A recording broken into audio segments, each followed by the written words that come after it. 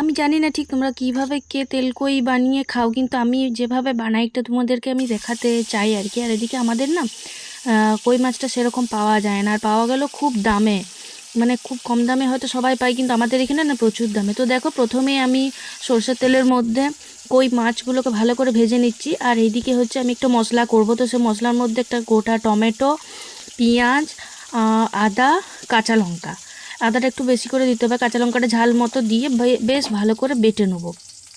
হ্যাঁ, বেটে নেওয়ার পর মাছগুলো ওদিকে ভাজাও হয়ে যাবে, ভাজা হওয়ার পর মাছগুলো আমি তুলে নেবো।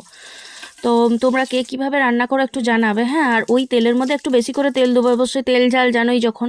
তেল দেওয়ার পর একটুখানি জিরা আর একটু শুকনো লঙ্কা ফোড়ন দিয়ে যে মশলাটা বানিয়ে রেখেছিলাম সেই মশলাটা আমি তেলের মধ্যে দিয়ে তারপর দেবো হচ্ছে হলুদ, নুন, স্বাদ মতো একটু জিরা গুঁড়া, পারলে একটু ভাজা জিরা গুঁড়ো দেবে, খুব ভালো হয়। তারপর কাশ্মীরি লঙ্কার গুঁড়া একটু কালারের জন্য, ঝালের জন্য আমি কিন্তু কাঁচা লঙ্কা দিয়েছি। আর এদিকে একটুখানি চিনি, মানে মিষ্টির জন্য একটু ব্যালেন্স করার জন্য দিয়ে ব্যাস এই যে ভালো করে কষিয়ে আর একটুখানি জল ঢেলে দিলাম। জলটা নিজেদের মতো করে ঝোলটা করবে, আর একটু কাঁচা লঙ্কা উপর থেকে দিলাম। তারপরে ঝোল ফুটে উঠলে মাছগুলো দিয়ে দেবো, বেশ খানিকক্ষণ ভালো করে ফুটিয়ে।